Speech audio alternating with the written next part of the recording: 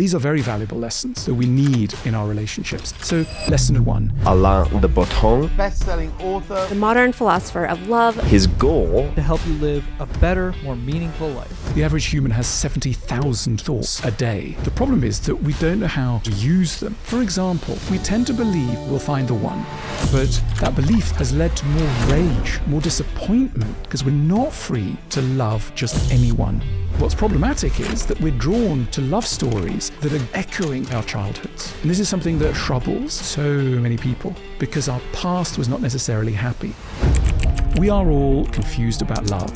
The most romantic sentence that people will say is, I met this person and we didn't even need to speak. We just felt on the same page. Well, this leads to a catastrophic outbreak of sulking. They say to you, is anything wrong? Of course there is, but you're not going to tell them. And the reason is that you're a romantic and you believe that your partner should have alien capacities to look into your wounded soul to understand what the upset is. But of course they can't because they're just human. So what would you say are the core habits of two people who have a really successful relationship?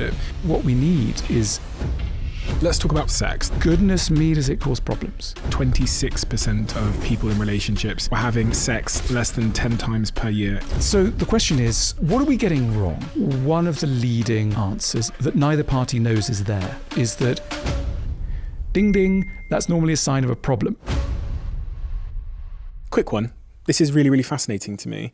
On the back end of our YouTube channel, it says that 69.9% of you that watch this channel frequently over the lifetime of this channel haven't yet hit the subscribe button. I just wanted to ask you a favor. It helps this channel so much if you choose to just subscribe. Helps us scale the guests, helps us scale the production, and it makes the show bigger. So if I could ask you for one favor, if you've watched this show before and you've enjoyed it and you like this episode that you're currently watching, could you please hit the subscribe button? Thank you so much, and I will repay that gesture by making sure that everything we do here gets better and better and better and better. That is a promise I'm willing to make you. Do we have a deal?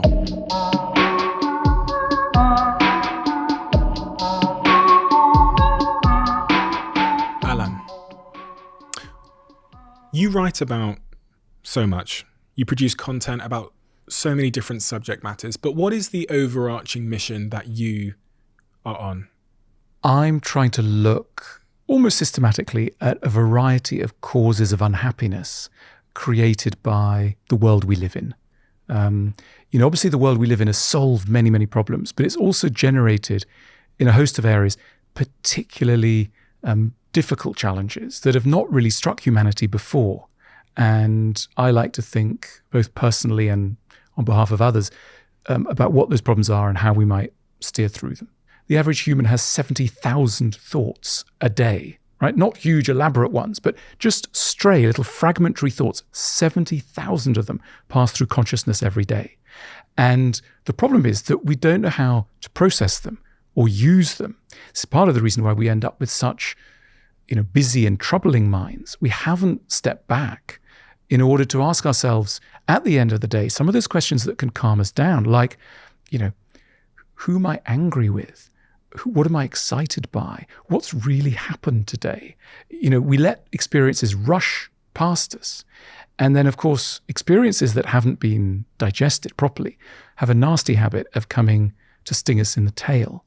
And I think you can look at a lot of mental troubles as essentially the outgrowth of unprocessed emotion. Depression is often sadness that hasn't understood itself. Anxiety or irritability is worry that doesn't know its own cause.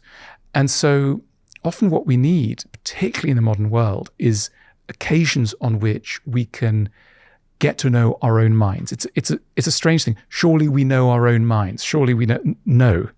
The way that we're built is obviously not prioritizing a full awareness of ourselves. We're outward-facing creatures. We're action-focused creatures, which is all to the good and has many advantages. But because of the way we live now, more sedentary lives that call upon us not merely to be active, but also to be fulfilled, those lives require periods of introspection that our routines often don't allow for. So I'm always trying, both with myself and advising others, take that time in the evening and just sit down in a semi-darkened room and just ask yourself, what's coming up for me? What's really happened inside me? Because it can take a little while to realize what you're really upset by, what you're really excited by, etc. We're not obvious to ourselves. And as I say, so many of things that we call mental disorders or mental illnesses are really stored emotion that hasn't found a way out. Emotions that haven't been acknowledged have a nasty habit of stirring our conscience, demanding to be heard. They might want to tell our spines, they might want to tell our stomachs. And again, a useful exercise so as not to be struck by so many of these psychosomatic disorders is to ask the body what it's trying to tell you, so that it doesn't need to tell you in the more dramatic forms that end up as illnesses. So again, if you lie down, you simply say to yourself, if my back could speak, what does it want to tell me? If my shoulders could have their say, what are they trying to say? If my stomach could have a voice, what might it be trying to utter? Can you apply that same rationale to things like anxiety? Absolutely. If you take something like insomnia, right? You wake up at 3 a.m. The way I like to think of it is insomnia is, if you like, a kind of revenge for all those thoughts that you were so careful not to have in the day. You very carefully schemed not to have those thoughts in the day. Because of our emotional conscience, they want to be heard. And if you're not hearing them at 3 p.m., you're going to be hearing them at 3 a.m. And so, one of the best ways to sleep is to make sure you're having a little bit more of an in-depth conversation with yourself before you enter sleep, because that will allow you that kind of deeper rest. So, as I say, we have this emotional conscience that requires that the key things about us have a chance to be heard. And look, let's not forget, this is the whole theory of trauma. What psychotherapists have very usefully over the last 20, 30 years informed us about is that events in our past, especially in our early childhood, that we have not had a chance to properly understand. And how much can a 3, 4, 5, 6-year-old understand? Events that we can't understand, it doesn't mean that they haven't registered. They've registered all the more deeply, and they haven't had a chance to be processed. I was thinking, a friend of mine recently lost a parent. He's in his 50s, well-educated, got resources, got friends, spouse, etc. He was telling me he was laid low by depression, just couldn't get out of bed, completely stunned by his loss. And I was thinking, in a way, he's lucky because he's got all those resources of adulthood. Imagine a 5-year-old child who suffers a bereavement. They've got no friends that they can have those sort of dialogues with. They've got no books that they can read about this. They've got no capacity to process. They've got no understanding of time, etc. Emotions that can't be had lodge themselves in us and gum up our systems. And I think so much of the work that we need to do on ourselves is to process pain that has not been properly understood, not because anyone's evil, but because we've lacked the resources to do so.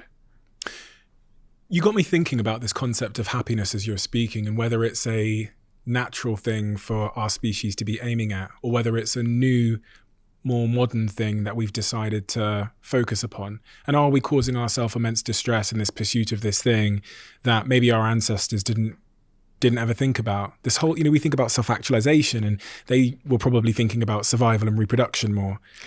Look, these all belong to the sort of paradoxes of modern times. Modern times have obviously brought us enormous advantages, but they've also brought us particular complexities that I think we'd be wise to realize. And one of them is the disappearance of religion. We are still among the first generations in many parts of the world to be trying to live good lives without the support of religion.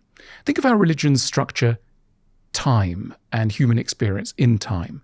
As a religious person, you immediately feel that the present moment is not as important as 100, 200, 2,000 million year history that has come before and that will continue after. The present moment is a speck in time.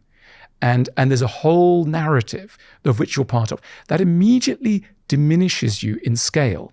Now, nowadays, all of us want to be rather large, don't we? We want to be big people. We want to make a big impression. But arguably, this is a fast route to mental illness, because the graceful acceptance of your minuscule position in the cosmos is the gateway to calm and harmony. And when people say, I went into this hotel, the person made me feel small. That's the bad way of being made to feel small, but there's a good way of being made to feel small. Pick up an ancient text, read words that were written by someone in a foreign tongue 3,000 years ago. That'll make you feel small. Go into the desert, notice the age of the rocks inscribed in, time inscribed in sand. That'll put you in your place. Spend time with an animal that has no concern for your status, your sense of importance, your foiled narrative of your own success. All these things that drive modern humans mad. These are not present in an older kind of religious sphere. And as I say, what religions do is they tell us you're part of a bigger story. They also tell us, many faiths tell us, that life and you particular are imperfect. Think of Catholicism and its notion of original sin. Now, lots of bad stuff associated with original sin. I'm not, a huge fan of many aspects, but let's look at the good side, right? What Catholicism tells us is that everybody's broken. Everybody is flawed. It's quite a helpful starting point, right? Because if you think, well, all right, I'm a bit broken, but so's somebody else, so we're all doing our best. That's the gateway to vulnerability, to friendship, if you like. Lower expectations, but also to connection with others. So often people who become successful find it really hard to make friends. Why? Because they associate success with invulnerability. And the more successful they get, the harder it is for them to admit to the real truth about being human, which is that we're all helpless children, some of the time, at least, frightened, helpless children.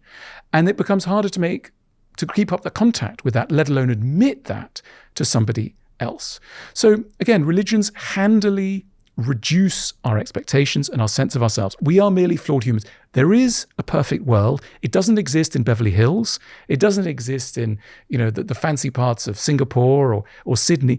It exists up there in another world. In other words, the human realm is inherently imperfect. Quite a good starting point. I mean, even if you went on a date, right?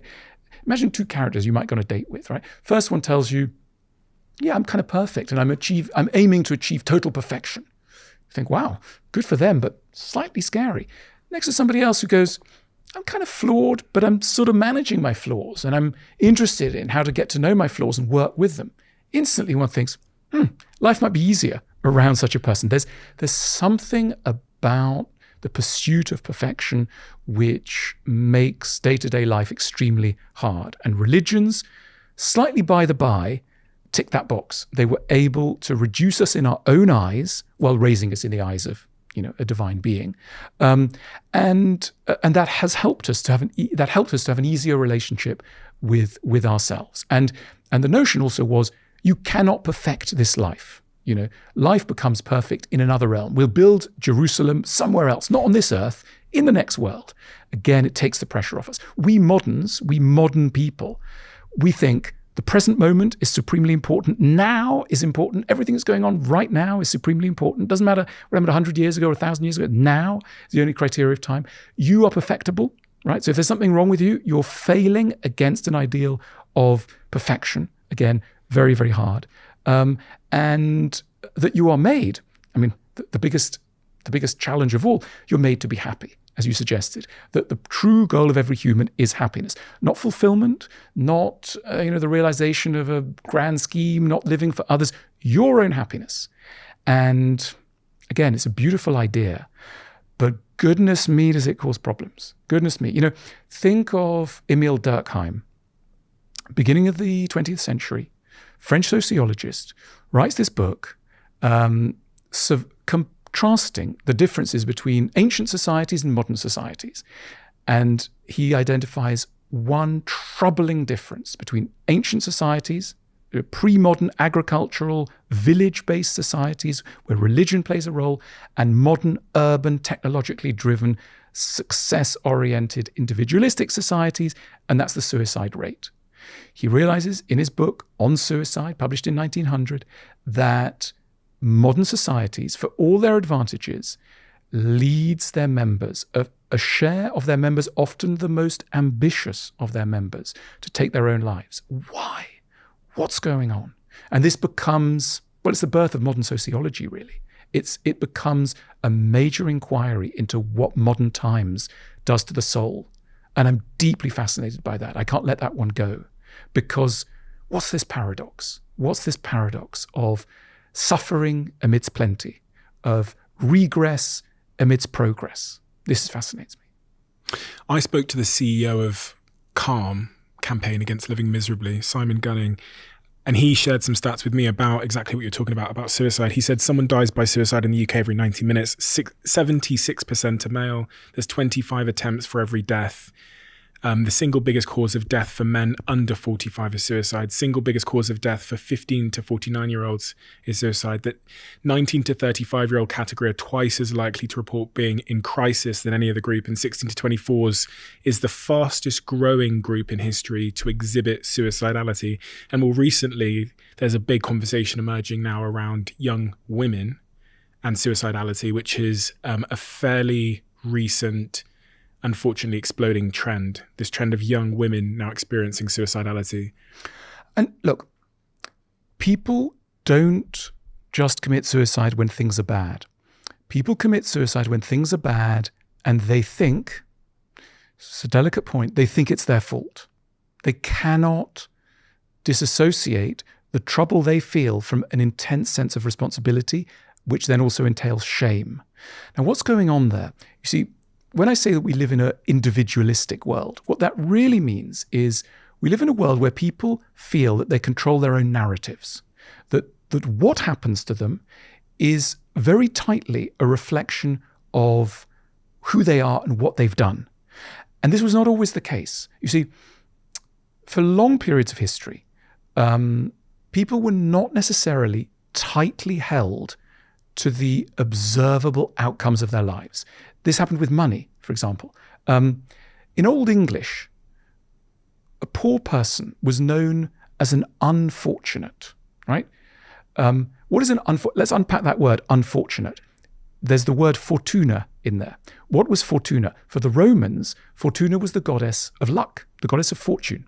And the Romans were therefore all the time sacrificing things to the goddess of fortune as a way of saying, please, it's not me, it's this outside agency. Nowadays, this sounds completely weird. I mean, what do we call, in the most individualistic country in the world, United States, what are poor people called? It's not a nice term. They're called losers, right? You say, that's a loser. So we've gone from unfortunate to loser. That's a trajectory of 400 years. What's happened in that time is a story about who's responsible for people's fate. And nowadays, if I said to you, Stephen, things have not been going so well for me. I've just been sacked. My book hasn't sold, etc. But it's not me. I've just had a bit of bad luck. You, very nice person, but a modern person, side of you be thinking, you must have done something wrong, right? You'd be thinking you must have done something wrong, because that's how we think. We don't allow people the benefit of luck, right? Similarly, if you said to me, my podcast has been doing brilliantly. We've now got 8,000 million billion subscribers. How many you got nowadays? And you said to me, it's just a bit of good luck, right? I think, Stephen's really, he's very modest, but it's not true. He's done something. We believe that people do things and that action leads to results or failures. And that's why people take their own lives, because in extremists, people think there is nothing other than me to explain what happens to me. Of course, the reality is much more complicated. I'm not saying that's the truth, but that is the perceived truth. Look, we live in a world that is meritocratic, right? That word, meritocracy, is on everybody's lips. If you take politicians, left and right, in the United States, all over the world, everybody wants to create a world that is meritocratic. Some people think we've already got there. What does that word mean? I don't know. Meritocratic is, the concept of meritocracy is a world in which people's outcomes are dependent on their merit, rather than on who their parents were, some corrupt class in society, the influence of whatever. So, a left-wing politician and a right-wing politician say, we want to make a meritocratic world where your kids will go to where they deserve, where if you work hard, you can get there. And, where everyone has a chance to succeed. That kind of rhetoric. Yeah. It's the rhetoric of modern times. Now, it sounds great, and in many ways, it's an enormous advance. But again, let's just focus on the psychological toll of that, because if you really believe in a world in which those who get to the top deserve to get to the top, by implication, you are also positing the existence of a world in which those who are at the bottom deserve to be at the bottom. In other words, a meritocratic worldview turns success and failure from chance to a necessary fate. And that's why it makes the winners quite hard, potentially, quite heartless, because they're thinking, well, I got there on my own. You know, don't need to thank anybody. Might not need to pay many taxes. Why pay taxes? You know, it's fine. And similarly, those at the bottom are kind of crushed. So we've created this very complicated ideology where there's a hidden toll. What is love? Let's talk about romantic love. What is that? Well, can I just first start by saying we're a bit confused about it? And so I can't give you an immediate answer, but I want to register that not just me, but the whole of the current world is confused about love. And I think we've been confused for about 200 years.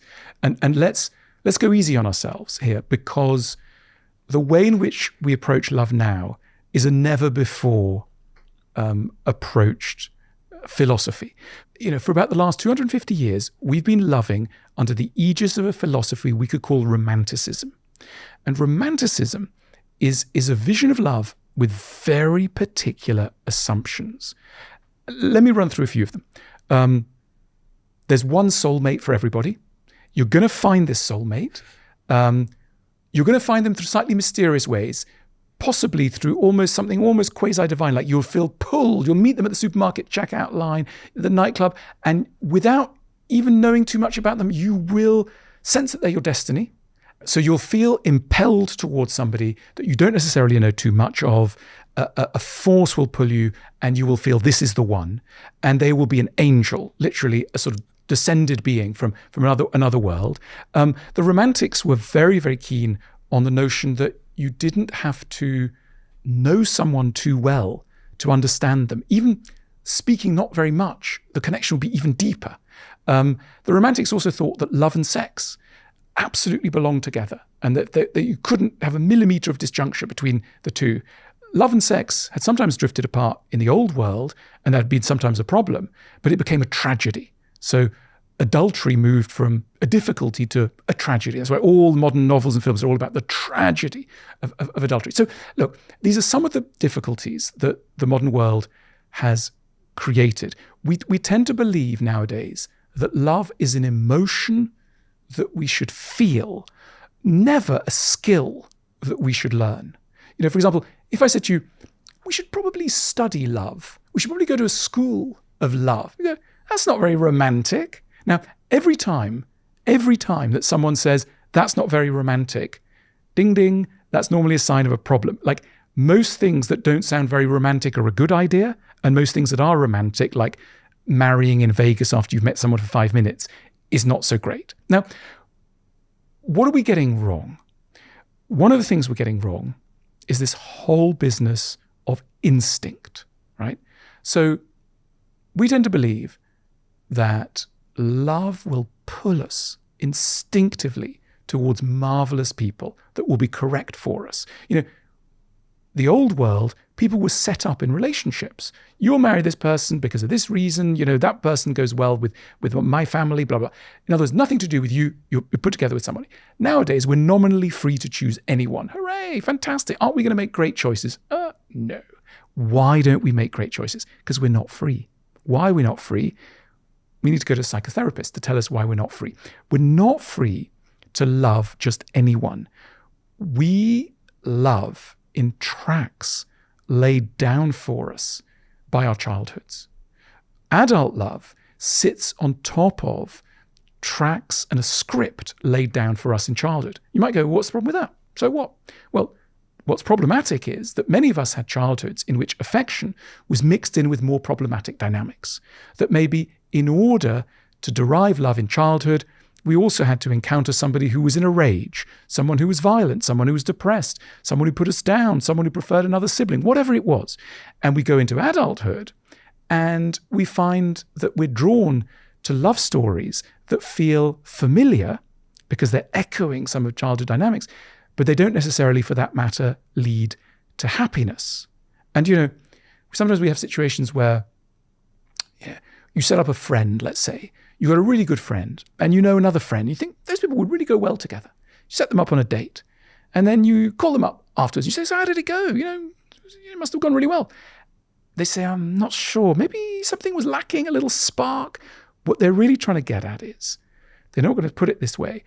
Your friend, this date, did not show me signs that they would make me suffer in the way that I need to suffer in order to feel I'm in love. In other words, this relationship threatened to be happy. That's why I had to go away. So we are paradoxical creatures because our past was not necessarily happy. We're not necessarily that happy that our future romantic lives should be happy either. And this is something that, they weren't thinking about that when love was reinvented 250 years ago. When people say they have daddy issues and things like this, are you saying then that there's often truth in that because they had an early experience with a father figure, a male figure in their life that might have left them or might have, created a anxious attachment style or something. So they then end up pursuing dysfunctional men and relationships because that's the suffering that they associate with love. Sure. I mean, we repeat what we don't understand. And so long as we're unaware of the stories that we've grown up with, we will enact them in our adult lives. So we're not compelled to do this forever, but, and look, I think a lot of us have a desire to give the stories of our childhood a different ending. Our father might have been a distant and, mean-spirited creature, but also had some good qualities. The dream is to find somebody a bit like that, but to make sure that the story has a good resolution. So it's not merely a desire to repeat, it's a desire to repeat and give a better ending. But frequently, we don't get there. And I think that, look, the thing about psychology is we see all around us people doing so-called crazy things. Falling in love with people who are not going to make them happy, sabotaging their careers, not able to open up to people. And we think we can step back and go, why are they doing that stuff? What's going on? Now, one way to look at it, and it's a kind of compassionate way to look at it, a lot of the stuff that looks crazy now once made a lot of sense. It was once probably a really clever thing to do. If you were growing up, let's say, in an environment in which, let's say a parent was suicidal, right? A parent was suicidal, and you shut down your emotions totally and decided you would never trust anyone. Fantastic. That's a fantastically clever thing to do when you're 5 years old and you've got a suicidal parent, right? Because that will get you through to the next stage of life. If you open your heart at 5 and there's a parent who's suicidal, it'll tear you apart. So good for you. You're doing something brilliantly clever, right? Or imagine somebody who becomes a clown as a child because there's a very sad atmosphere and there's a depression, and all they can have time for is jokes. They're just a manic joker, right? Brilliant. What a fantastic thing for a kid to work out, that they need to be quite a kind of manic joker. But what happens 10 years later, 20 years later, 30 years later, is that what used to be a fantastic defense against an intolerable situation has turned out to more or less ruin people's chances, because the person, with that difficult father will end up never being able to open their heart to anyone, even a very safe person. They won't even know their heart's closed, but they will be acting out the same defensive strategy. Or the person who, it was a great idea to be a bit of a joker early on, but now they have no time for anything serious and their friends feel that they're a slightly plastic person, can never connect with them. That's a real toll in the adult world. So, very often what we need to do is to say thank you to our younger selves for having devised strategies that really were clever, but at the same time say, thank you, it's enough. I want to live in a different way. That was a fantastic strategy then. It may no longer be the right way for me to live now. I was thinking as you were speaking about that there's kind of two groups of people. I was bouncing through different people that I know to see how it fit with them. And I identified in my mind that there's basically two groups of people there. The ones that are aware of their cycle, you know, and whether they've acted to change it or they're just reliving it, who knows? And the ones that are totally unaware that they're in this cycle and they just think, oh God, my luck. You know, they say phrases like that, just my luck. How does one increase their awareness of their own cycle? Do you think there's a way? Yes. So much that can be done. Let's imagine the very simplest exercise. Psychologists have these things called sentence completion tests, where you start with the stub of a question and then you end it with an ellipsis, a ... And you say to somebody, don't think too much, just finish the sentence. And typical ones are, men are ... women are ... I am ... life ... Now, if you give somebody that sheet of paper and say to them, don't think too much, just write it down. All right? Amazing things bubble up. Men are, authoritarian villains. Wow, where did that come from? Right? You're carrying out, women are, whatever it is. Life, I am, a nobody who deserves to be stamped. Did you know a minute ago that you have that in you? Not necessarily. In other words, sometimes you need these little levers to shine a light. Now, the thing that really helps, and I'm not, for your viewers, many therapists, many psychotherapists are not what they should be, but some are great. If you find yourself with a good psychotherapist, they can also increase your level of self-awareness. I think that's what we're talking about, increasing level of self-awareness. And the reason is very simple. There's stuff that we all do. Let's imagine, I don't know, when you're around a man, you think that person's judging me, therefore I'm going to withdraw and not enter into competition with them. I'm around a woman, I think I'm going to have to, I'm going to be treated badly, therefore I must, whatever it is, something from your past is projected onto it. You end up in a therapy room with a man or a woman. And lo and behold, what do? You bring out that thing. And you bring out that thing that you're doing normally. Except this time, you're not doing it in the office. You're not doing it in a relationship. You're not doing it in a context where people are busy and have got their own stuff going on and are doing their own games. You're doing it with somebody, a trained professional, in a quiet room, and they can see. It's like a Petri dish. They can see the stuff that you're doing. And so suddenly you'll be saying to your therapist, I know you hate me. And the therapist will be going, I really don't think so. But I'm interested that you have that conviction that you do. Or someone will be going to the therapist, I need to look after you. I think you're quite tired. And I really, you've been doing such great work. I feel I want to look after you. Maybe you'd be doing that all your life. And the therapist will be going, you don't need to look after me. But was there someone in your past that you needed to look after and that made you feel guilty?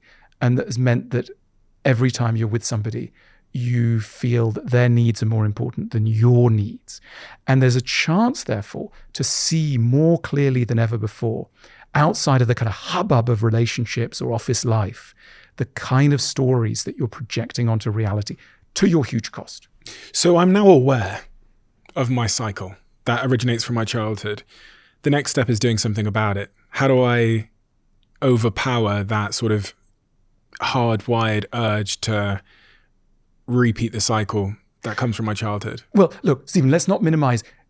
That's already an enormous achievement. Yeah. You know what I mean? I mean, that's if you're there, that you have a handle on, look, we don't need people to be perfect, right? We don't need people to be perfect.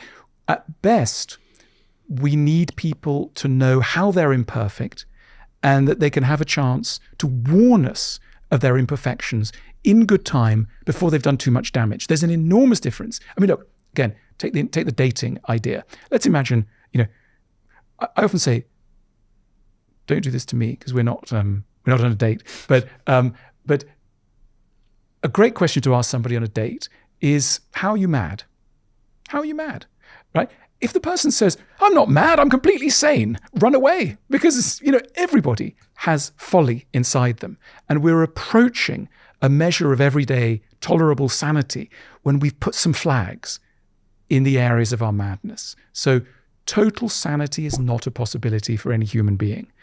But the awareness of where the insanity lies, and a little bit of warning and prompt apology, after an incident goes a huge, long way. People often say, I'm looking for a partner with a good sense of humor. No one needs jokes. It's not about jokes. It's really about modesty about oneself. Right? Somebody who's able to go, take the other thing.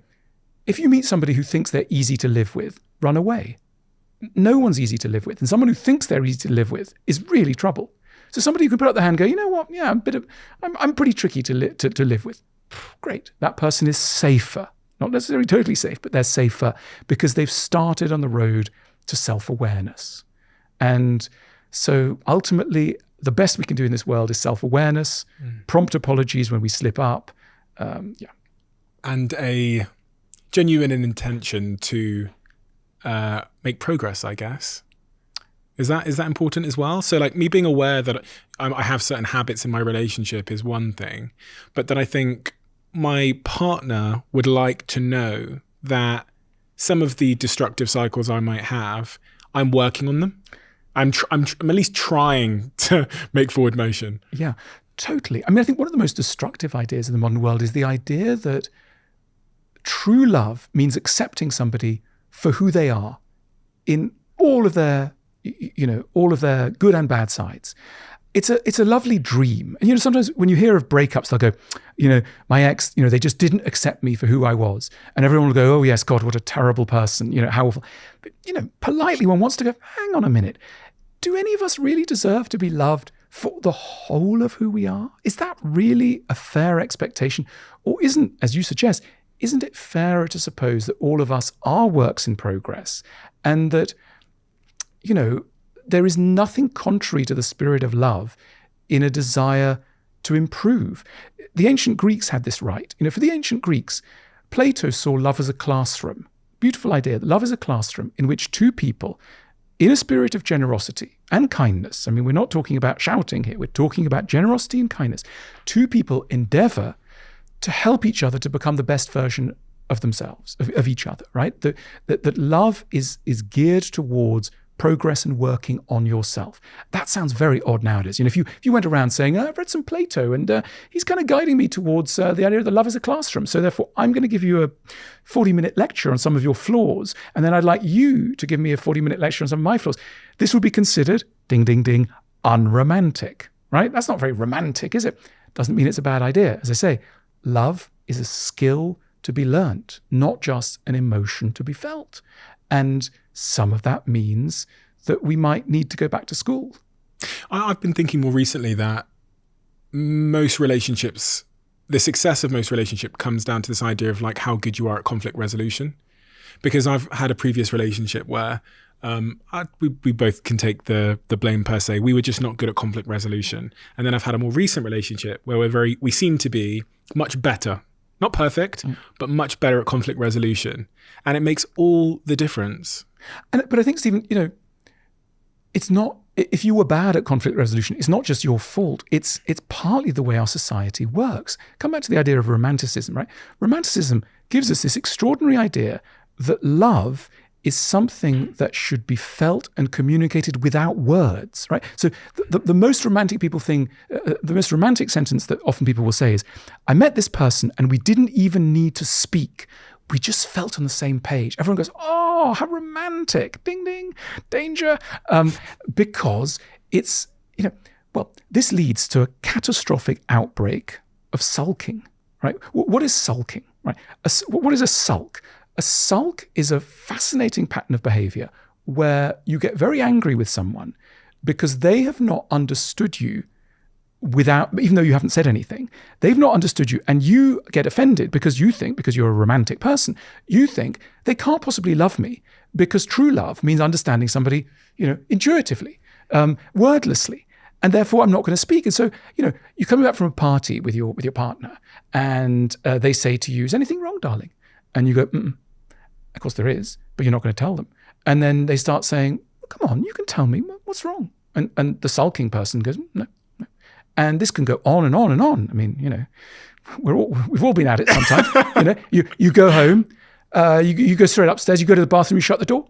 And then your partner's kind of knocking at the door, going, please, darling, just tell me what's wrong. And you go from behind the door, no.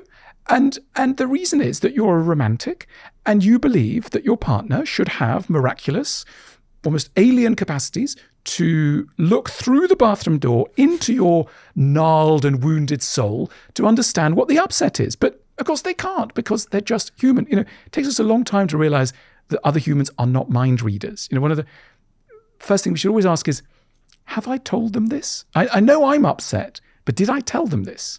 And so often the answer is not quite, because we're romantics. And so we have to do that really, we can accept it's really boring. We've got to use words. We've got to painfully stack up words and go, the reason that I'm getting a little tetchy is because, and you've got to explain yourself. It's not very romantic, but that is normally a sign it's a good idea. So honesty, I've struggled at times to be completely honest in my relationships when I felt like the honesty might hurt them. So can we have true love and total honesty? I believe that the wish to tell someone absolutely everything is both beautiful and ultimately utopian in a problematic way, because all of us have within us ambivalences, doubts, unfaithful thoughts, etc. And it isn't the work of love to rub your partner constantly up against the most troubling, disturbed sides of your psyche. Now, we're not talking, this is not an advocacy for sort of total mendacity and lies, but it is an advertisement for editing. We should hope that we don't meet the fullest version of each other all the time. I know it sounds romantic, but sometimes it's, as parents know, is it that great as a parent to tell your child absolutely everything about what's going through you? Or sometimes, is there a role for saying, I'm just going to edit myself, not in the name of subterfuge or deceit, but in the name of love, that love could be compatible with an editing of certain aspects of your reality. One of the areas where a lot of editing happens is in the bedroom, in relationships, in sex, in sexless relationships. I was looking through some statistics earlier on, because I know that you've talked quite extensively on relationships and sex and sexless relationships. I found this stat that says a 2022 study by Relate, a UK-based counselling network, found that 26% of people in relationships were having sex less than 10 times per year, and 8% were having no sex at all. This is a stark rise from 2018, where the numbers were quite significantly lower than that. It seems like as a society, we're getting increasingly sexless. Yeah. So the question is, where's the problem? Is the problem in the body or is the problem in the mind? Now, being the kind of guy I am, I'm going to shift us to the mind. I'm sure sometimes there are bodily issues and, they deserve attention too. But if I can talk about the mind, why is it that sex is easier at the beginning than in a long-term relationship? One of the leading answers is anger. It's not very easy to have sex or want sex with someone that you're angry with. And in many relationships, there's a lot of stored anger that neither party knows is there. And that anger has come from micro incidents of disappointment. Someone didn't quite call when they said they would. Someone didn't laugh when they might have done. Someone didn't show generosity when it might have been required. And these things get stored up. And the result of too much of this is that you don't want someone going anywhere near you. Contempt. Because you're furious. You're essentially furious. But in the way of these things, you don't know you are. You don't know you're furious. Again, the mind is not obvious to itself. So, if you want to have more sex, don't just invest in candles and fancy linen. A quite useful thing to do is to go and have dinner with your partner and say to them, we're both going to ask each other how we've annoyed each other. Because we have annoyed each other, not because we're evil people, but because we're human and we're in a relationship. And no relationship survives more than an hour without a build-up of frustration. And the more we can let out that frustration at the dinner table, the more it won't, create a blockage in the bedroom. And so the chance to discharge frustration. And, often the reason why we don't tell our partners what our frustrations are is that they sound ridiculous. It's like, well, hang on, you're upset with me because I used the word really in what you thought placed too much emphasis on the why when I was speaking to your mother. Are you crazy, right? You are laying yourself open to your partner pointing to you going, are you crazy? But I think that we're all in love, very small children, at least a small part of us is.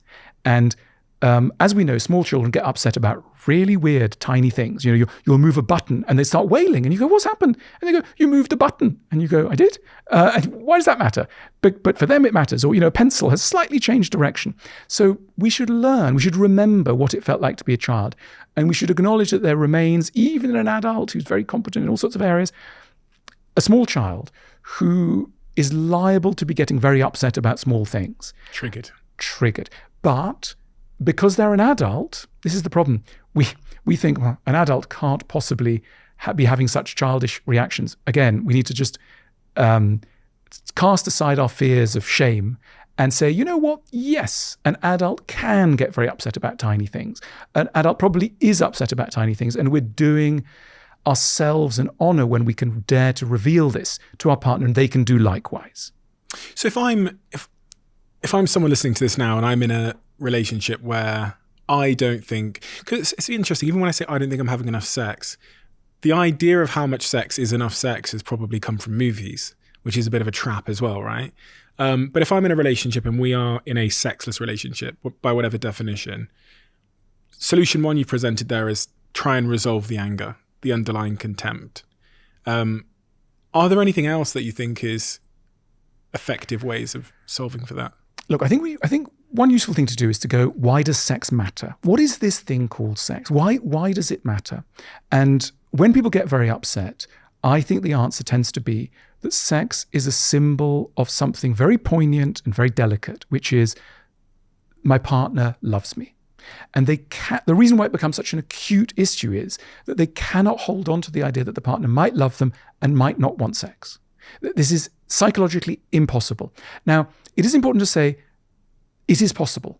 It is possible that your partner both loves you and doesn't want to have sex. There could be other reasons. They're feeling unwell, So, and then we can ask ourselves, what does sex really aim at? Sex aims at intimacy. Even we'll say they, in people's polite language, they'll say they became intimate, which means they had sex. So what we know about sex is that the really exciting thing about sex is not the sex bit, it's the intimate bit. It's the idea that someone is without their guard. Most of the time we approach other people with our guards on. And in this very rare and unusual thing we do, we meet another human being in a vulnerable state. And this is such a relief from the normal limitations of life. And there are other ways of doing this.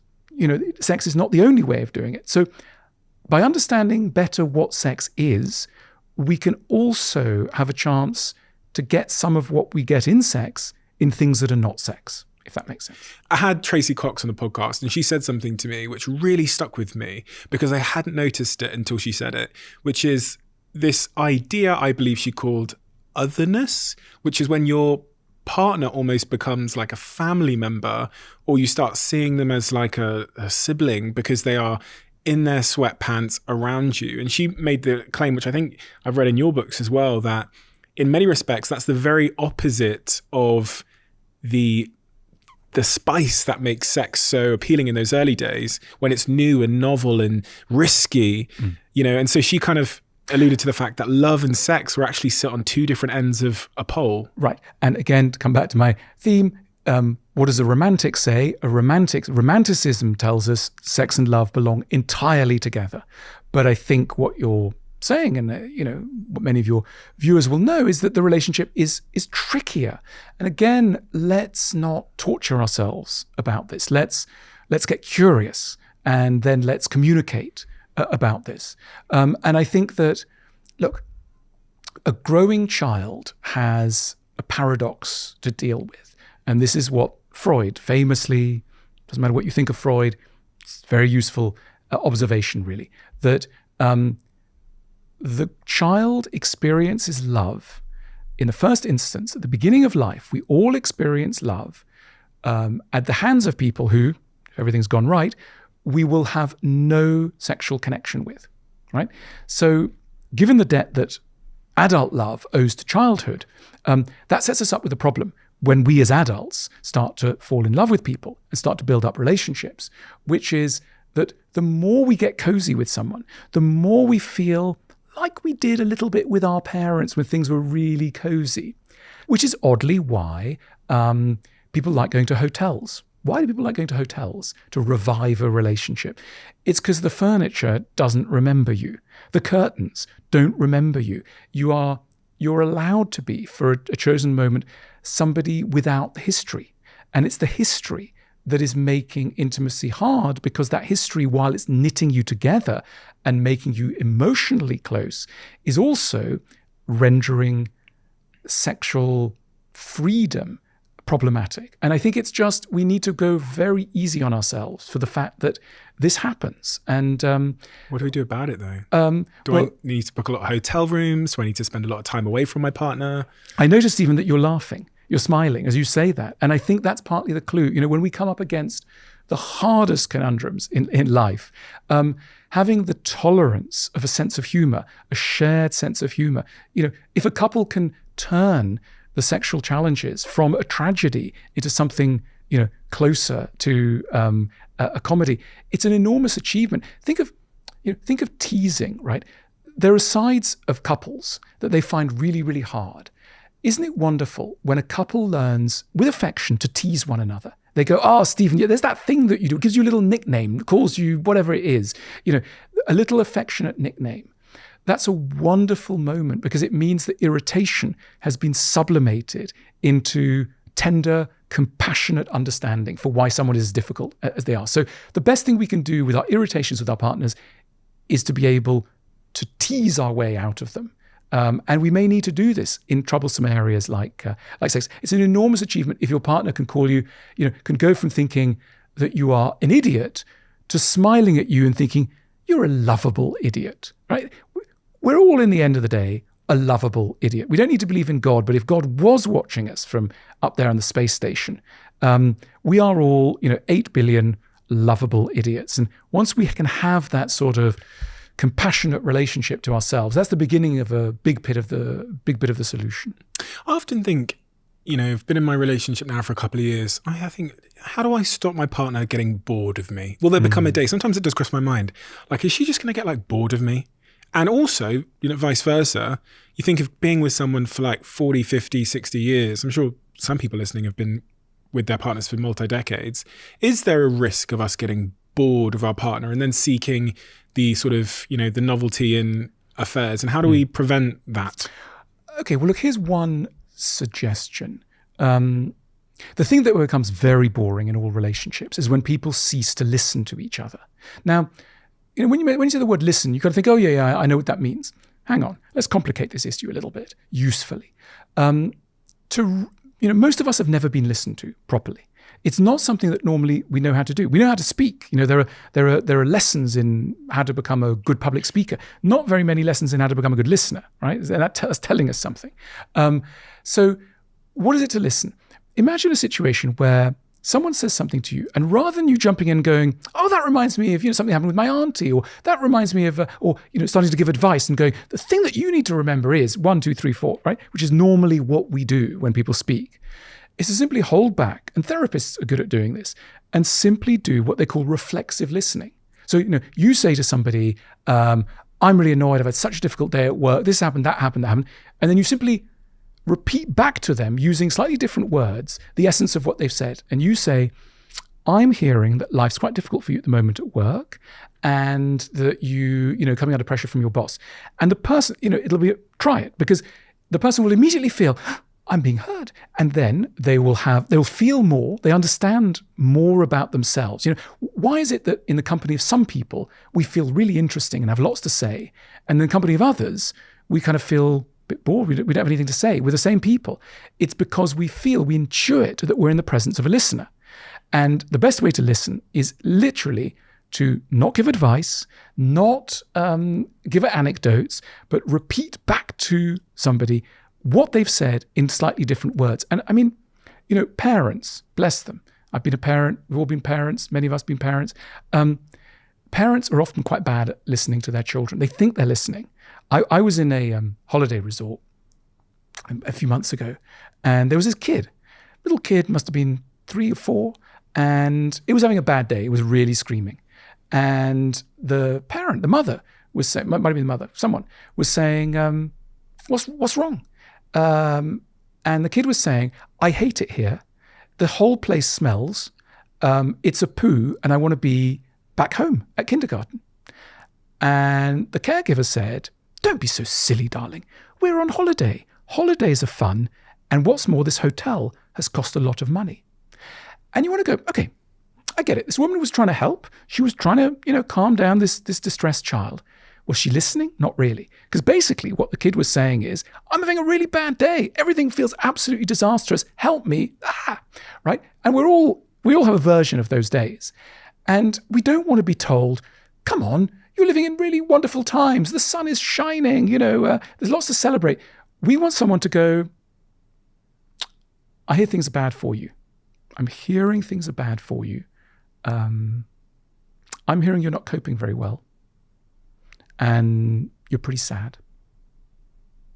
Now, if you do that, don't rush them. Don't give advice. Don't give, you will get a great response back. We can put money on it. Listening. What are the other core components then? Because I really want to close off this topic on love and sexless relationships. What would you say are the core components or the core habits of two people who have a really successful, long-term, enduring sexual and romantic relationship? If we just focus on the sex side of things first, what are those core habits? So I guess communication's one that's come through quite loudly. Look, I'd start a little bit further upstream and go overall, what do these guys need to do? And I think overall, they both need to acknowledge that they are frail, fragile, slightly crazy people not because they are them, but because they're human. And there's no other option for a human being than to be slightly crazy. And nevertheless, against that background, they're attempting to do their best. Right? So that the combination of an acknowledgement of their fallible nature mixed in with a dedication to trying to understand it through broadly therapeutic means. So this is a very crucial thing. The other absolutely crucial thing is an acknowledgement that a lot of what people will be getting up to in relationships will have nothing to do with the person in front of you. That you will be importing from different periods of your life scenarios and assumptions that owe nothing to the here and now and owe quite a lot to mum, dad, caregivers, and other scenarios. And the capacity to acknowledge that with grace, to say, okay, I'm sorry, I'm getting confused about who's in front of me, right? I'm importing into this situation an energy that doesn't belong there. We all do this. The whole basis of attachment theory, let's remind ourselves, is that your attachment style is governed by your first attachment, the attachment that you had with a parental figure. And therefore, you will be, let's say, insecurely preoccupied, attached to somebody, not because they deserve that quality of attachment, because your early caregiver did. That's what they mandated through their own behavior. But your partner, maybe someone completely different, is someone completely different. So if I can put it this way, getting on top of your projections. We project wildly as human beings, and being able to have at least a sense that the person in front of you may not be entirely who you think they are, and that reality in the here and now may be slightly more innocent. And I think, you owe it to yourself. It's so boring. I'm sorry, Stephen. I'm sorry to your listeners. You have to get on top of your childhood. It's so boring to be told this, to be 30, 40, 50, 60, and to be told that you have to get on top of your childhood. I mean, my goodness, this is not a nostalgia fest. The only reason is so you can put the damn thing to bed and never have to think about it again. But it's going to be rattling around unless you have done so. And I think it's so, think of language. All of us, when we were kids, we were put in an environment where without us doing anything, we learned an entire language with syntax, grammar, a complicated vocabulary, etc. And this happened while we were doing handstands in the garden, drawing buttercups in the kitchen, etc. We absorbed an entire language and we had no idea. The same thing was going on emotionally. We learned an emotional language, not a language about grammar and vocabulary, but a language about trust, a language about self-esteem, a language about who we are, a language about what will happen to us when we trust someone, a language about whether it's safe to go with someone, to be ourselves, etc. We learnt that whole language, and we have no idea we learnt it, just that we have no idea we ever learnt our language of birth. It just happened. But it's inside us, no less than the grammatical language. And what we have to do, and it's just as difficult as learning in adulthood, you know how difficult it is. Imagine if I said to you, learn Finnish now. Now you're going to learn Finnish. Or next week, we're going to go off and we're going to learn, I don't know, Korean, right? You'd be like, in a week? Well, it's going to take a long time, isn't it? We're going to have to do this for a long time. Do you know what I'd say? There's two things I'd reply if you told me to learn Finnish. First one is, God, this is what I think. That's going to take forever. And the second one is, what's the point? But I'd also say, let's say we're not trying to learn Finnish, we're trying to learn trust. Let's say we're not trying to learn Korean, we're trying to learn the lesson of vulnerability, safe vulnerability, right? These are very valuable lessons. Very valuable lessons that we need in our relationships. I say that because I point at the childhood patterns that you're talking about. And I think one of the reasons why people don't open up that closet and do the work there is because they don't realize that that is the puppet master dictating their career, relationships, and everything in between. So I think step one is like them understanding the impact that childhood narrative is having today. Yeah. And then also realizing, this is where language can be a useful metaphor, is about time. Because sometimes people say, okay, so I understand. I listened to podcasts. Great guy. Stephen, really gets on top of it. Listened to many of his podcasts. The problem is, after 3 podcasts, I'm not healed. And you want to go, look, how many lessons of Finnish or Korean did you do? Oh, 3. Are you fluent? Not quite. I might need another 150. Yes. Right? So in other words, 150 more. Well, in other words, we need to take it slowly, and we need to repeat these things. We were talking about religion earlier. One of the things about religions is they understand that our minds are like sieves. Take Islam. Islam wants us to remember their God 3, 4, 5 times a day. In many religions, you're on your knees constantly because they know, these religions know, that it goes in one ear, it goes out the other. It comes, that we're not very good at holding on to even the truths that we are most attached to. And I think part of the problem with the modern world is we tend to think, I'll just listen to that idea once. I'll just read an interesting book. Said something to me once, and I'm going to change my life. You want to go, no. Again, think of the holy books. How many times are you supposed to read the Bible, the Quran, it's a Buddhist text? Every day. Because we're not very good at holding on, even to the things on which our lives depend. Is there a risk, though, in this sort of healing culture where we're all just healing forever and we're all kind of like broken and trying to recover from our early years where someone snatched candy out of our hands or something? I read an article a couple of weeks ago and it said there was a bit of a risk to this long-term ongoing healing mentality that we're... Look, I sense your frustration and I share it. It would be so nice if we could just get on with life without having to bother with all this stuff. I understand. But I think, Stephen, the thing you have to bear in mind is we are no longer merely trying to survive. We're trying to thrive, right? The age of survival is behind us. We're not just looking to reach the age of 30 and then collapse into bed and thinking, it's been fantastic life. I've not been butchered by an enemy, right? We want to reach 80, 85, and we want not just survival, we want fulfillment. And if we want that, we're going to have to pay attention to things that previous generations didn't. Again, let me use another metaphor, right? For most of human history, people, here I am drinking a glass of water, right? People didn't pay much attention to water. If it looked like there wasn't anything actively floating in it, like a frog or something, they'd think it was clean water, right? And just gulp it back. And through such nonchalance, if I can put it that way, millions of people died. Okay? And then towards the end of the 19th century, at about the very same time that Sigmund Freud in Vienna was getting going, helping us to think about certain things in the psyche, various people got very interested in water supply. And all the main cities, Paris, London, New York, got a complete overhaul of their water supplies because it was suddenly discovered that microscopic organisms could kill hundreds of thousands of people. In a glass of water that looked completely clear, you might have enough to kill a city. Right? And this is deeply perplexing. You think, hang on a minute, it's just a glass of water, must be fine. And, I don't want to be hard on you, but in that tone of like, really? Can we be bothered with that old childhood stuff? Why don't you just get on with it? You want to go, unfortunately, we have to take care because there are macrobiotic organisms, as it were, in our lives that are gumming up our capacities for fulfillment.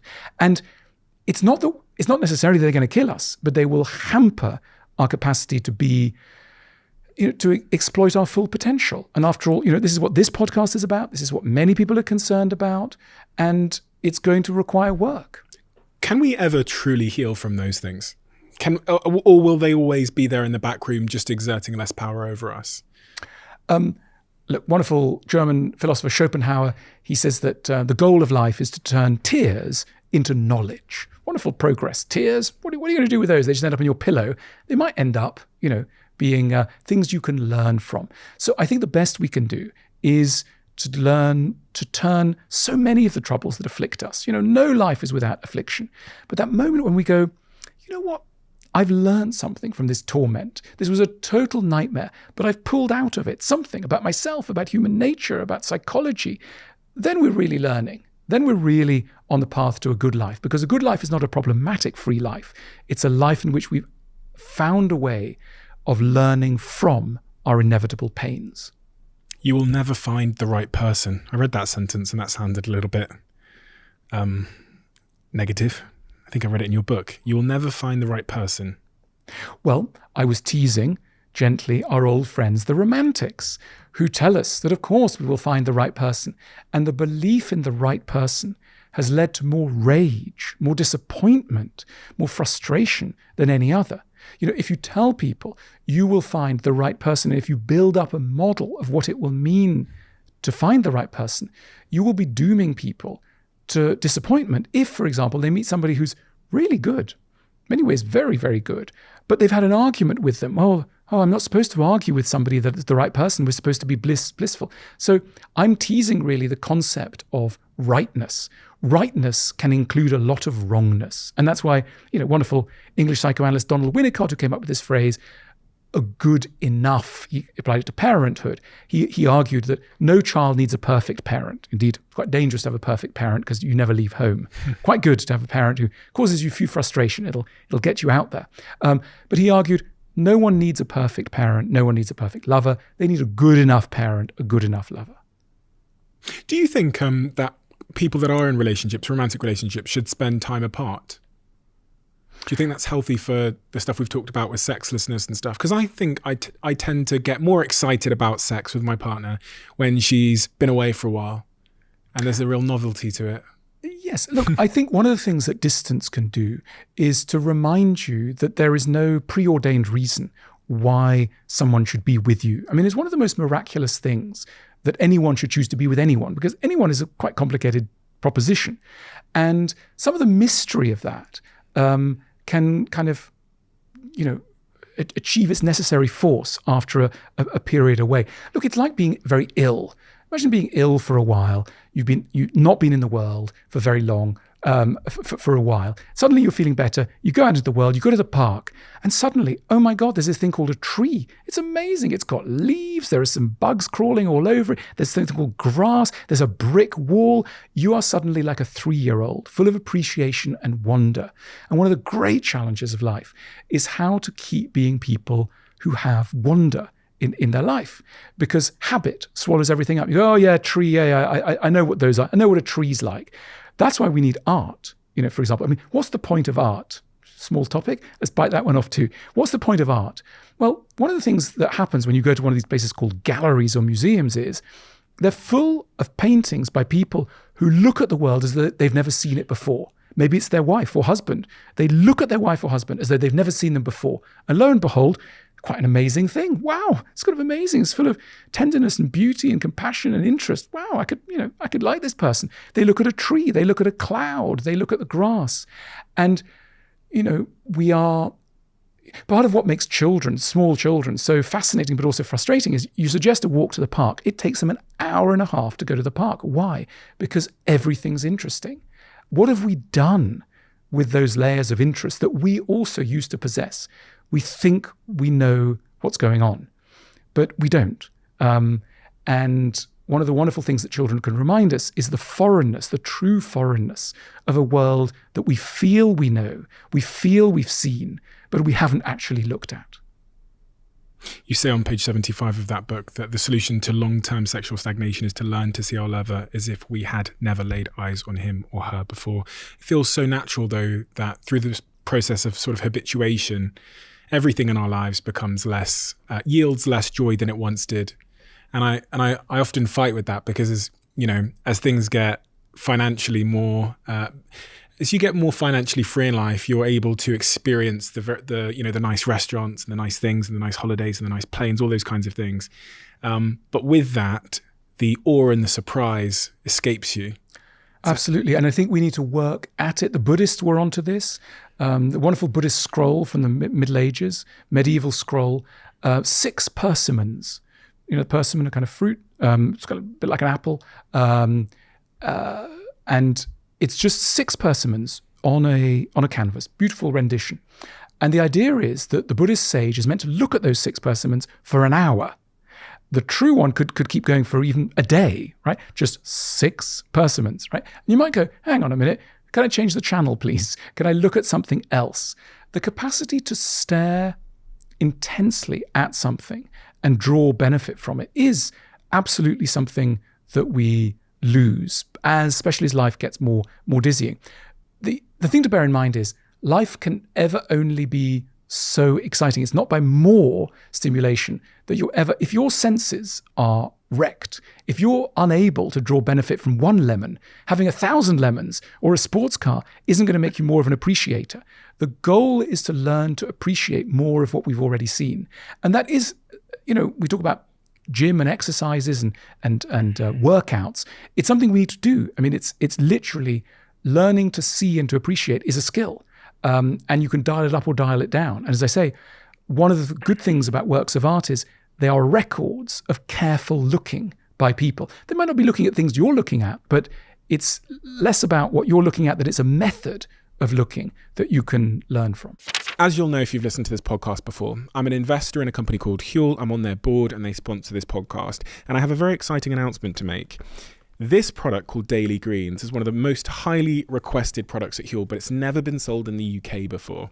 Until now. It's often difficult to get all of the greens into our diet that we need to have a healthy gut microbiome and a healthy body. And with Huel's Daily Greens product, with 1 scoop every morning, a very, very delicious scoop, you can get 91 vitamins, minerals, and whole food sourced nutrients into your diet. The most important point here is I genuinely believe it tastes delicious. It's maybe my favorite Huel product ever for all the reasons I've described. So if you want access to this product, you can sign up right now. The link is in the description below. It launches in the UK in January. Because of the demand, I'm pretty sure it's going to sell out. A Therapeutic Journey, Lessons from the School of Life. The Sunday Times bestselling author of The School of Life. I've seen this book everywhere. I walk into bookshops all the time and I just wish my book had the prominence. Oh, Stephen. It does. No, I saw it. I was in a Foyles the other day and I think you've got some signed copies in there. I picked up one, yeah. Why did you write a book called A Therapeutic Journey? Because I have to say, you have written Lots. Bit too much. A lot of books. I mean, this is not even half of them. No. There's about 70 of them. Yeah. This book, A Therapeutic Journey, it's really following the arc of what one could call mental breakdown or a mental crisis from the moment of its inception, the moment it strikes us, through to the moment of recovery. And then I go into lots of byways and lots of digressions, but essentially it's saying, how can we keep our minds safe? How can we help them to heal? What can we do when we are in a mental crisis? It's written in a tone, I hope, of sympathy, of kindness, and also trying to give people a sense of what's happening to me. Because very often, when there is a breakdown, we don't know what on earth's going on. Yesterday we were happy-go-lucky. Now we can't get out of bed. Yesterday we were able to hold it together. Now everything that comes out of our mouth makes no sense. So I think that it's supposed to be a companion through what might be some of our loneliest hours. Why do we need this book right now, do you think, in society?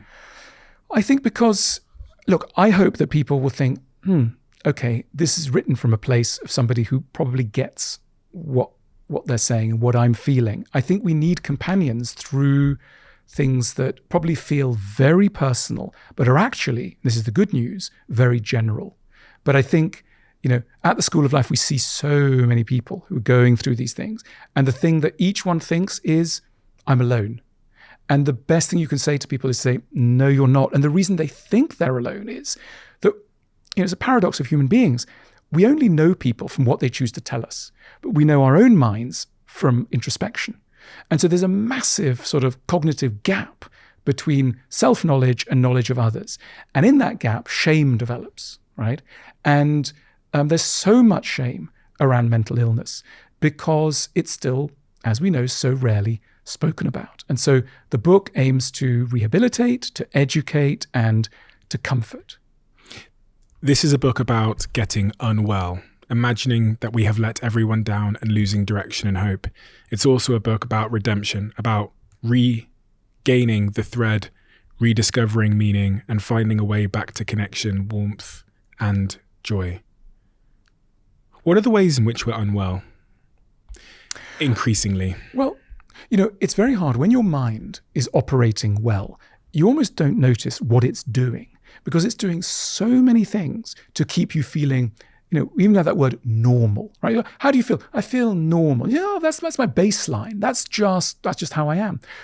It's the result of, we could call it gifts, because when those gifts are taken away, goodness me, do you notice, right? So, for example, there's something in our mind, in a well-functioning mind, that more or less keeps us on our side, right? There would be so many reasons for all of us to despair of who we are. Why would I be on my side? I've made mistakes, I'm not perfect, etc. But most of us, on a good day, Stephen will go, well, look, I'm not perfect, but I'm okay. I can keep going. When you're mentally unwell, that faculty breaks down and suddenly you can't abide your own self. You can't forgive yourself. There are people who are unwell who will say 17 years ago, I said something to someone and I can't forgive myself. And you want to go, that's 17 years ago. It's okay. And they can't let it go. That's what illness is. Illness is not being able to let go of an argument against yourself because you have turned into your own worst enemy.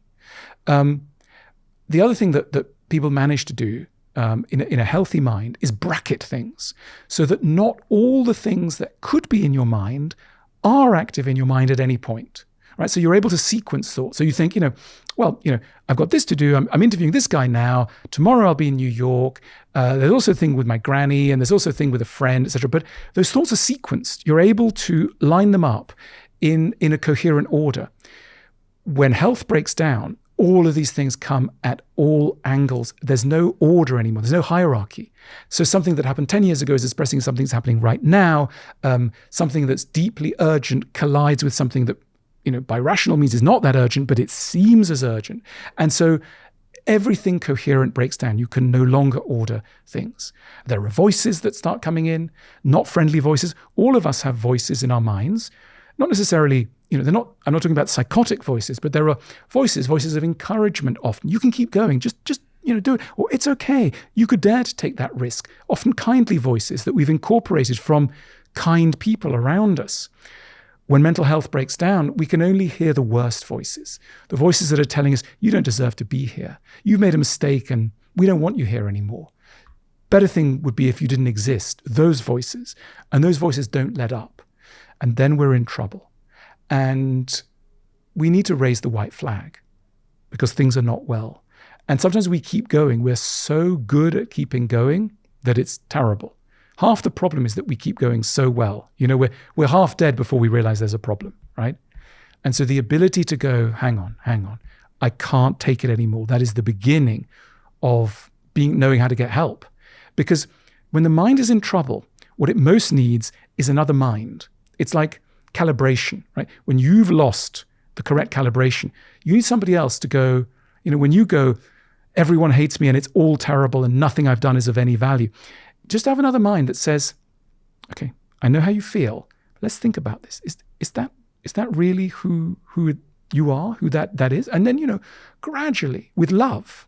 And let's remember, people always get mentally unwell because of love. I don't mean romantic relationships, but all mental unwellness stems somewhere. If you scroll back, there's always a deficit of love, always.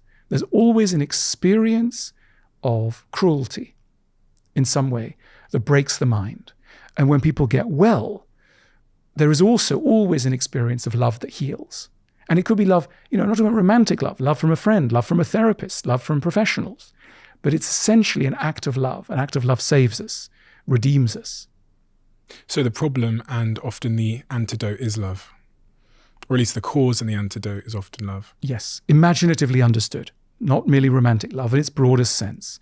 And, because mental breakdown is often emerges from a build-up of cruelty, an unbearable cruelty, which makes life unbearable for the person. And they then have to, project it outwards. I mean, when illness becomes very severe and you have a psychosis, what can happen is that people become obsessed with the idea that everyone is against them, the CIA is against them, other people are plotting against them.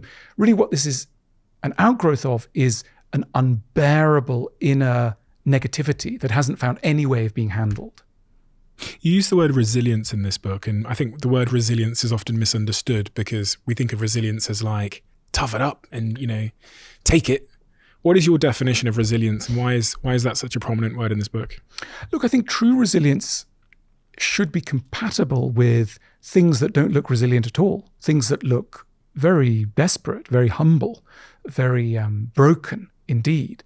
So, yes, I mean, I, like you, am suspicious of the use of that word resilience as really just meaning a kind of stoic bouncing back from all problems immediately. I think it means a generous understanding of how much madness has a legitimate claim on even a healthy life. Towards the end of the book, I have a little thing I riff on about the seasons. Some of it is understanding that this is normal. This is part of the natural cycle, not railing against it. Some of what does that help? Understanding that it's normal. Sometimes when people have mental troubles, they will have ups and downs, right? And sometimes people can box themselves in and they'll go, I suffered, now I'm better again. I'm better. And the advice is always, careful. That belief that you're better, the rigid belief, the past is behind me, the darkness is behind me, can itself start to seem like a problem, because it means that you'll be intolerant towards any regression. And regression belongs to progress, just like dark days belong to good seasons. We need some of that. And the natural world has a wonderful way, if we're attuned to it, of telling us about cycles. Really what we're talking about, cyclicality. Darkness is followed by light. Autumn is followed by winter, is followed by spring. The mind has its own seasons. And the more we can accept the legitimacy of those seasons, the less we'll rail against some of the necessary sliding into darkness, which for many of us is simply going to be unavoidable. If someone chooses to pick up this book and they get to the final page, what do you hope they'd learnt or taken away from them by getting to the end of this book? Real sympathy for the complexity of their minds, a real understanding that it's not easy being human, that there is nothing indulgent about working on oneself, as you put it, that this is a boring but very necessary task. Some tools in there about how to do it, from the very practical to the more theoretical. There's a practical book about how you can work on the most broken bits of yourself and find a kind of equilibrium. But it's also very deliberately a warm book. It's a book of comfort. And I think that something that we often miss, we can get a little too intellectual in this topic, thinking that people who are in trouble mentally and just psychologically, that all they need is some ideas. Get some ideas. And yeah, sure, we need ideas. But what we also need is warmth, kindness, friendship in a way. Now you could say, well, how could a book be a friend? Well, many of my best friends are books, let me tell you. And I think it's absolutely in the remit of a book to act as a friend and to say to you very simply, you are not alone. You said earlier that a good conversationalist, a good friend, a good romantic partner is someone that makes you feel heard and understood. And I think that's exactly what you achieve in this book. It is a very difficult thing to do because books can often feel quite exclusive, especially when the author is as smart as you are. But this book does a wonderful job of, first and foremost, making you realize that the thing you're going through and the way that you are isn't evidence of your inadequacy. It's actually evidence that you are perfectly human and that you are like everybody else. And through that lens, you can offer support and some very practical tips about how to, endure or rise from the situation that we all find ourselves in the different seasons of life that you describe. And that's why it's such an important book. And that's why it's done so tremendously well. And it's being passed around by so many people. Alain, thank you so much for your time today, and thank you for all your wisdom. You're a remarkable talker. I was watching you and I was just thinking, fucking hell, you've got a wonderful way to hold people with the way that you articulate yourself that is so unbelievably powerful. And speaking and the art of speaking is such a important, incredible talent to have, and you have that in such a wondrous way. It's so soothing and engaging and intelligent, and there's a real poetry to the way that you frame things, which I think is just a superpower that I would love to have more of.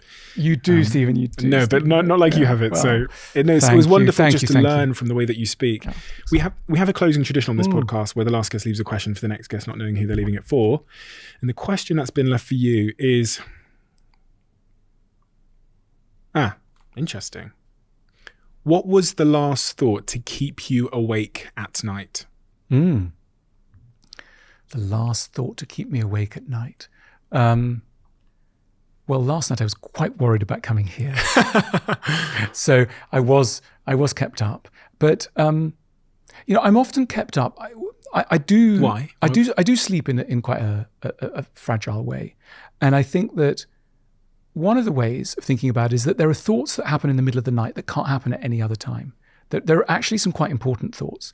Often they're to do with things that you didn't even know you were concerned about, but the night teaches you. There is the school of night, and I used to be very, very impatient, insomniac. So I used to wake up and think, oh my goodness, I can't believe that I'm still awake. How annoying, etc. Now I'm thinking, maybe there's something to learn here. Maybe my mind's trying to teach me something. And it might not be anything sort of totally earth-shattering. It might not sound completely earth-shattering, but it might just be something. It might just be like, oh, I really love this thing, or I think I should really steer away from that, or this is really beautiful, or whatever it is. Something, a kind of acknowledgement of the night. And so I've become not a better sleeper, but something perhaps even more important, a better insomniac. Why were you never staying up about coming here? We're all friendly people. I know you are. I think, we've spoken a lot about expectation, haven't we? And, if your podcast had one listener and we were just going down to the pub, that'd be so lovely. If you called me up and said, Alain, we're cancelling the show, but we're just going to go to the pub, I would have slept like a baby. Well, you've certainly exceeded all my expectations, and it's a real honor and a privilege that you chose to come. So thank you so much for that. And your wisdom, I'm sure, has impacted countless people, not just for the last couple of decades, but even in this conversation that I guess you'll never get to see. So on behalf of them, thank you so much. Thanks, Stephen.